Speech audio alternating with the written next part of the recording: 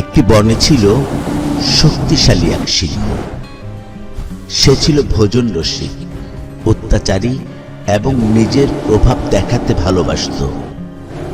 বনের সব প্রাণী তার নাম শুনলেই ভয়ে কাঁপত। নেকড়ে, শিয়াল, আজ আমার জন্য শিকার সংগ্রহ করে নিয়ে এসো। খালি হাতে ফিরলে তোমাদের খবর আছে। এখনো দাঁড়িয়ে আছো কেন? যাও।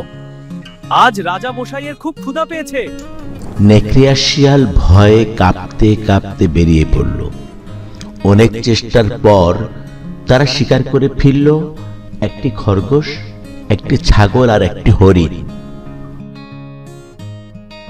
আমার রাজ্যে কোনো অন্যায়, কোনো বেইনসাফি আমি সহ্য করি না। আমি চাই সুষম অধিকার। এখন বলো তো, এই খরগোশ, ছাগল আর হরিণ কিভাবে সুন্দর করে ভাগ করা যায়? জাহাপানা, আপনি বনের রাজা, আপনি অবশ্যই হরিণটা খাবেন। আর আমি শিয়ালের চেয়ে শক্তিশালী, তাই আমি ছাগলটা নেব। শিয়াল ও খরগোশ খাক। নেকড়ের কথা শুনে সিংহ খুব নেকড়ে! রেগে গেল। সিংহ সজোরে থাপ্পড় মারল নেকড়েকে। নেকড়ে দূরে ছিটকে পড়ল এবং মাথা ঘাড় ভেঙে মাটিতে লুটিয়ে পড়ল। শিয়াল ভয়ে কাঁপছে।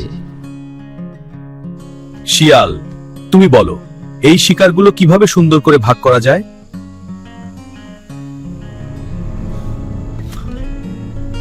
জাহাপানা, মহাধীরাজ, আপনি সকালে খরগোশ দিয়ে ব্রেকফাস্ট করবেন, দুপুরে ছাগল দিয়ে লাঞ্চ সারবেন, আর রাতে হরিণ দিয়ে দারুণ একটা ডিনার। শিয়াল, এত সুন্দর সুষম বন্টনের বুদ্ধি তুমি কোথায় থেকে পেলে?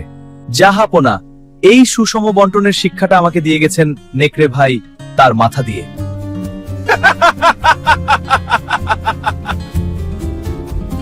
অসাধারণ, তোমার বুদ্ধি অসাধারণ। এভাবে শিয়াল বুঝতে পারল শক্তির সামনে সত্যি কথা বললে মাথা কাটা যায়, আর বুদ্ধি খাটালে জীবনটা বেঁচে যায়।